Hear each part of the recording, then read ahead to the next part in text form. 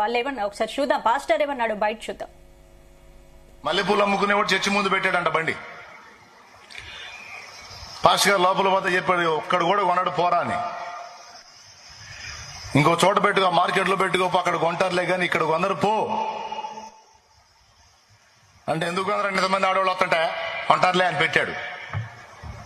కోట మొదలైన దగ్గర నుంచి కోట వైపు అందరు ఇళ్ళకి పోయిందాక ఆడే కూర్చున్నాడు. ఒక్కళ్ళు కొనలా. అందరు పోయినాక పాస్టర్ గారు కూడా పోతా చూశాడు, బండికి వెళ్ళి ఒక్క మూర పూలు కొనలా ఎవరు. ఏమైందిరా అన్నాడు. ఏందండి ఇంతమంది ఆడవాళ్ళు వచ్చారు, ఒక్కళ్ళు మూర పూలు కొనలేదు. కొనరా, కొనరు. పిచ్చి పిచ్చి వేషాలన్నీ వేసి రోడ్లమిటి బజార్లమిటి తిరగటానికి వారు బజారు సంబంధులు కాదు, వారు పరిశుద్ధాత్మ సంబంధులు.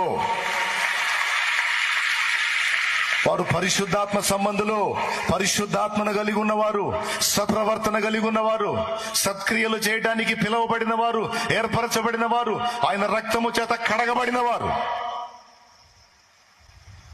వారు అడ్డదిడ్డంగా తిరిగేవాళ్ళు కాదు, అడ్డదిడ్డంగా ప్రవర్తించేవాళ్ళు కాదు, అడ్డదిడ్డంగా బతికేవాళ్ళు కాదు. క్రీస్తు రక్తము చేత నీతిమంతులుగా తీర్చబడి నీతిగా బ్రతకటానికి తమ్మును తాము ప్రతిష్ఠించుకున్నవారు. ఇకంతే బండి నెట్టుకొని పోయాడు. ఇక మళ్ళా కనపడలా మధ్యలో.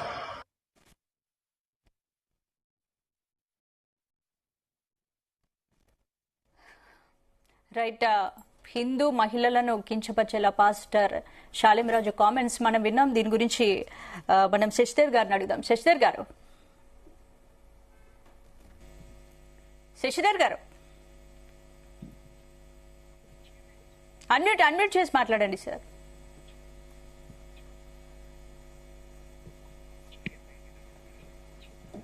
రైట్ మేడం, విన్నారు కదా, కొనరు రా, ఆ పదజాలం కూడా వినండి. కొనరు రా, కొనరుగాక కొనరు. పరిశుద్ధాత్మలు వాళ్ళు ఇంకోటి ఎవరు పెట్టుకుంటారు, ఎవరు పెట్టుకోరు. అడ్డదిడ్డంగా తిరిగేవాళ్ళు, అడ్డదిడ్డంగా బ్రతికేవాళ్ళు, అడ్డదిడ్డంగా ఉండేవాళ్ళు, బజారు సంబంధితులు అనే వర్డ్స్ వాళ్ళు వారారు. చూసారా? ఈ what provoked him to talk like that? ఒక మత ప్రవక్తగా వారు చేయాల్సిన పని ఏమిటి అక్కడ? 4 మంచి మాటలు చెప్పాలి, నడవడిక మీద కానివ్వండి, వారి యొక్క సత్ప్రవర్తన మీద కానివ్వండి, అలాంటి బోధన ఏమైనా చేయాలి, లేదా వాళ్ళ మత గ్రంథానికి సంబంధించిన మంచి విషయాలు చెప్పుకోవాలి కానివ్వండి. ఇక్కడ ఇంతలాగా దూషిస్తూ మల్లెపూలు ఆడవాళ్లు, అసలు ప్రతి దానికి ఆడవాళ్లు ఎందుకు సాఫ్ట్ టార్గెట్ అవుతున్నారు? ప్రతి దానికి ఎందుకు ఆడవాళ్లే సాఫ్ట్ టార్గెట్ అవుతున్నారు? ప్రతి విషయంలోనూ ఎవరు పడితే వాళ్ళు, ఎలా పడితే వాళ్ళు ఎందుకు మహిళనే తీసుకొస్తా ఉన్నారు? వీళ్ళకి వేరే ఎగ్జాంపుల్స్ రావా చెప్పడానికి? అనేక విషయాలలో ప్రజలు చైతన్యపరచాలి, లేదా వాళ్ళకి సంబంధించిన వాళ్ళని చైతన్యపరచాలంటే ఇంకేదైనా పరిభాష వాడాలి, ఇంకేదైనా భాష వాడుకోవాలి.